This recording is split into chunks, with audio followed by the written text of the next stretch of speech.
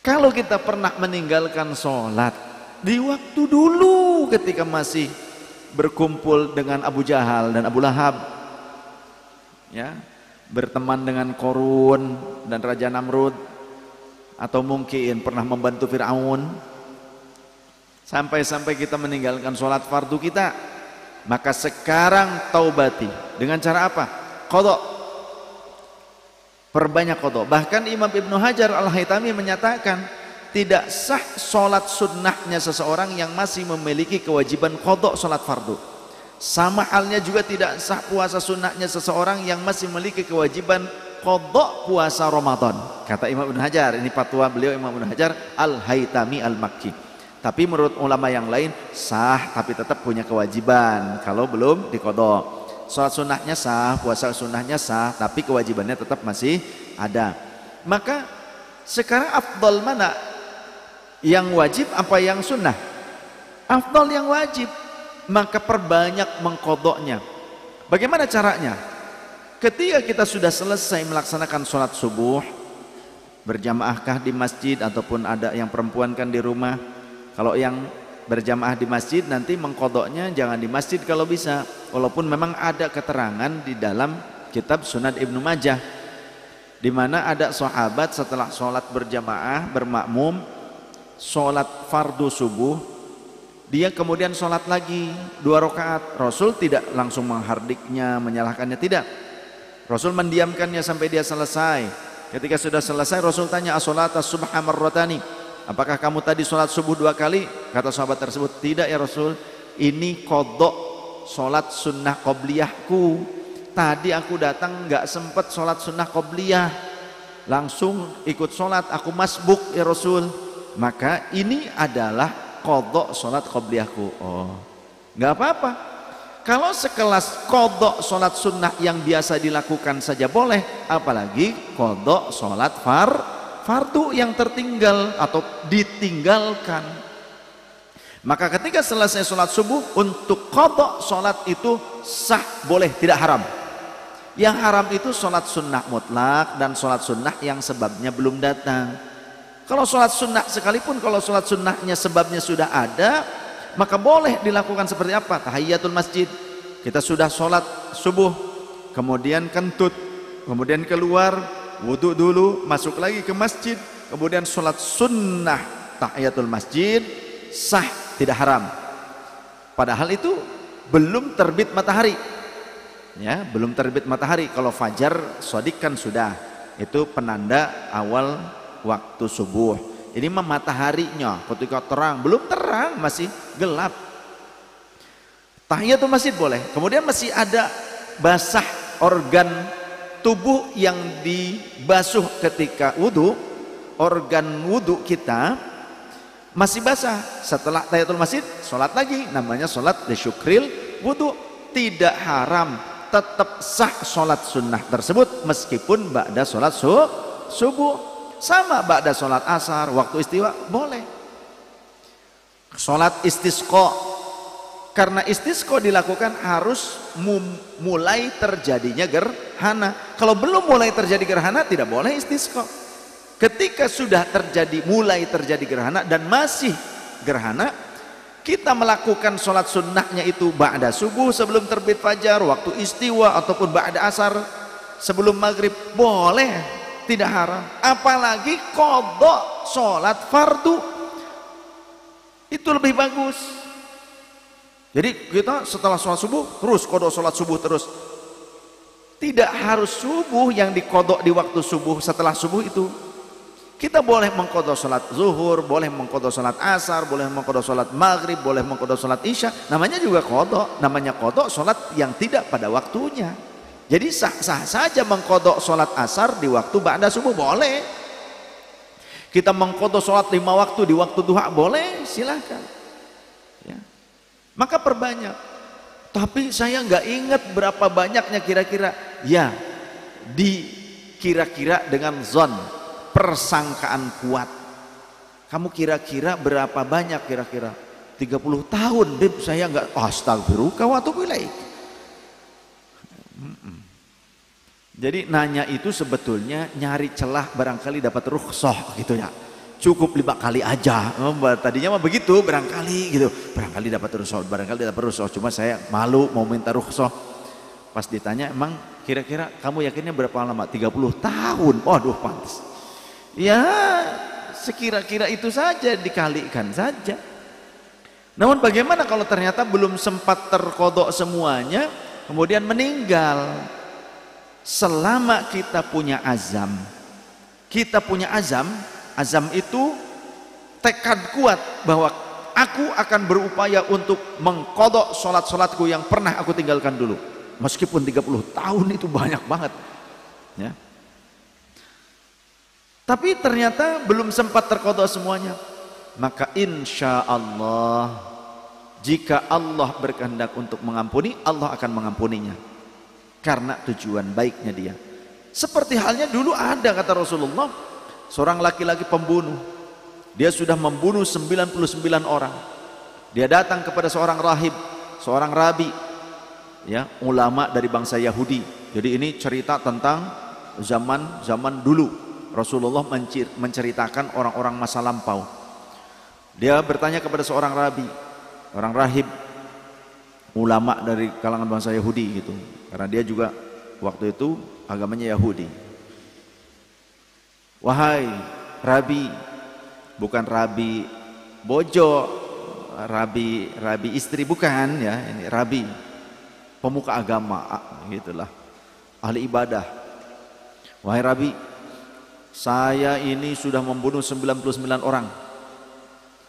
Kira-kira kalau saya bertobat, Allah akan menerima apa tidak? Hah? Berapa banyak? 99 orang. Wah, mana yang masuk neraka? Moal dihampura pisan ku Allah Ta'ala. Mendengar ungkapan itu, ini si preman ini langsung membunuh si rabi. Hah?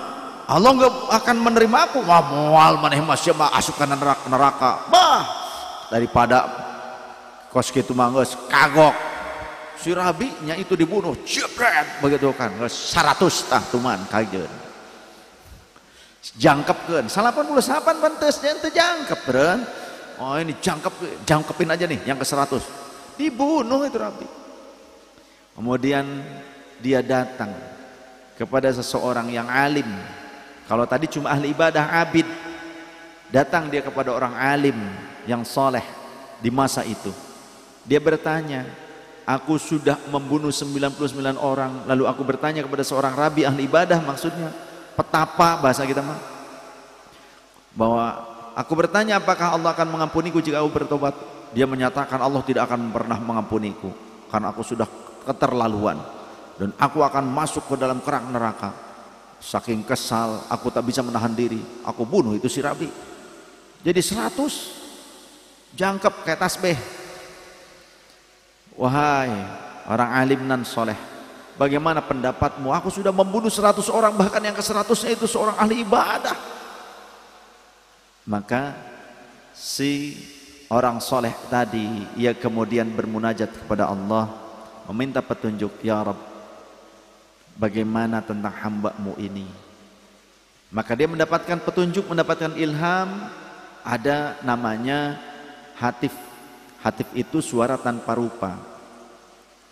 Kalau hatif zaman dulu petunjuk, kalau hatif zaman sekarang hitut. Itu bedanya. Petunjuk. Perintahkanlah dia untuk pergi ke tanah suci. Yang dimaksud adalah Al-Qudus, Baitul Maqdis, Baitul Muqaddas. Perintahkan dia untuk pergi ke Baitul Muqaddas. Nah, kemudian dan bertobatlah di sana, di tanah suci. Disampaikan, aku mendapatkan petunjuk begini loh. Oh begitu, saya harus ke tanah suci. Kemana arahnya? Ke sana pokoknya Pak. Udah dikasih tahu arahnya ke sana. Baik, saya akan berupaya berjuang ke sana. Yang penting Allah mengampuni saya. Dia lakukan perjalanan itu jauh, jalan kaki. Tapi di perjalanan dia meninggal. Di tengah-tengah perjalanan dia meninggal. Nah, ribut ini malaikat. Antara malaikat yang mencatat kebaikan dengan malaikat yang mencatat keburukan. Ini dem gitu katanya. Ya kan? Ini aku, kata malaikat yang pencatat kebaikan. Kata malaikat yang mencatat keburukan, aku ya, ini milik aku. Ini milik aku, udah ini akan ku tarik nih ke dalam neraka. Aku catat sebagai ahli neraka. Kata malaikat mencatat kebaikan, ini milik aku. Akan ku catat dia sebagai ahlul jannah, sebagai orang yang husnul khotimah. Malaikat baiknya debat. Ya, malaikat baiknya debat. Akhirnya bagaimana? Mereka minta keputusan dari Allah, ya Rabb, kami minta keputusan kepada Engkau. Apakah hamba-Mu ini, makhluk ini gitu, akan ditetapkan sebagai penghuni surga, selamat, husnul khotimah, atau dia itu akan menjadi penghuni neraka, su'ul khotimah?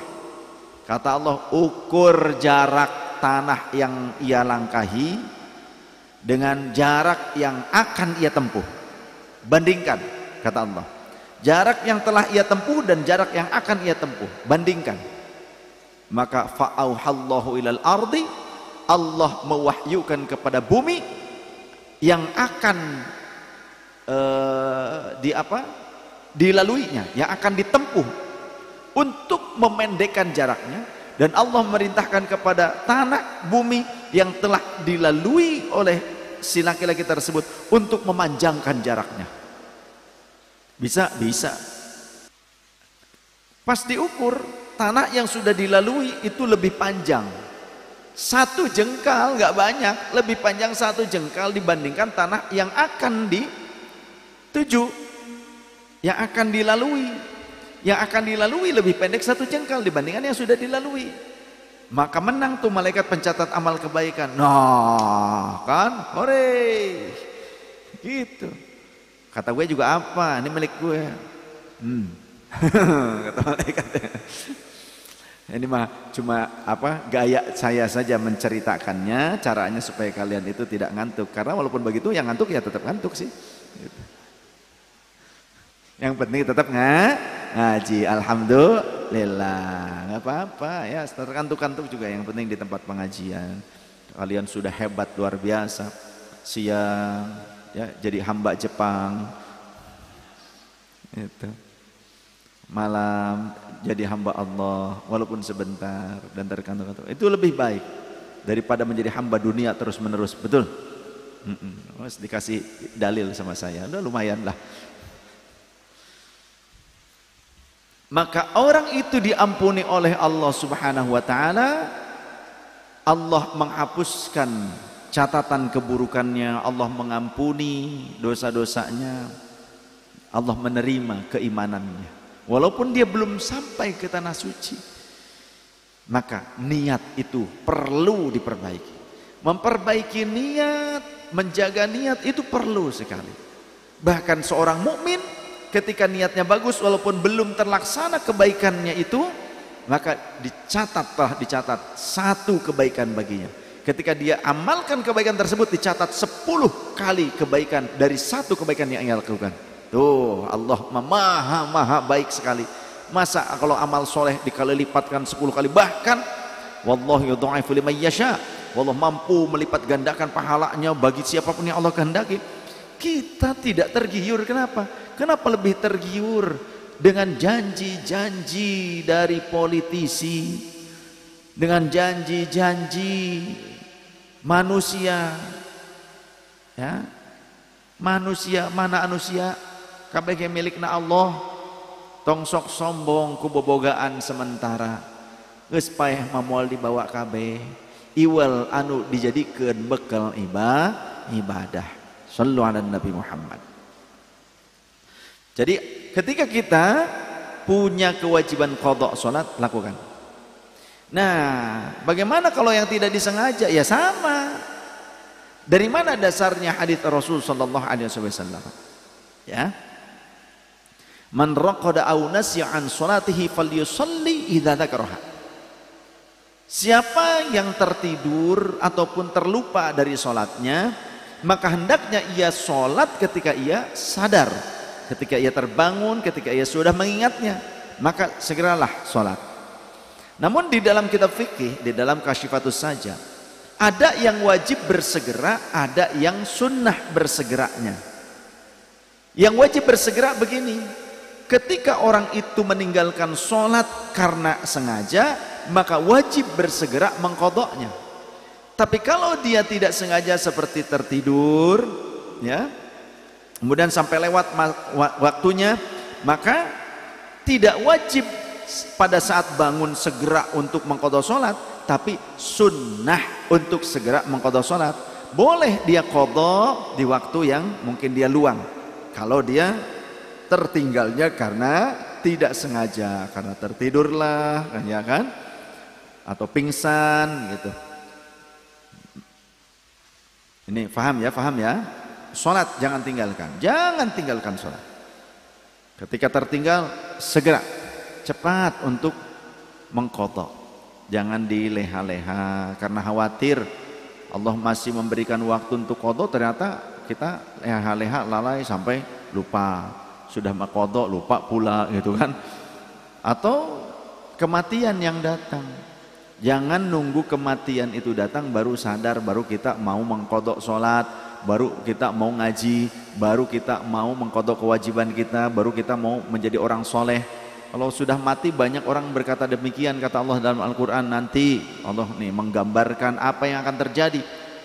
Orang kalau sudah mati baru berkata, Rabbi laula akhartani ila ajalin qarib fa asaddaqu akum minas sholihin. Ya Allah, berikan aku waktu sejenak saja untuk hidup kembali, aku akan sodakohkan hartaku. Ari hirup keneh meditna luar biasa. Ih, menikah bina-bina eta medit, ya, medit koret kopet beragi hese cap jahi buntut kasiran bro di juru bro di pantong alah tengah imah lubak lebu kamu lebak nabi kalabok. Ini ampun, ini medit nih kuat disuhun. Jangan medit, karena nanti kalau sudah mati ingin sekali bersodakoh, ya.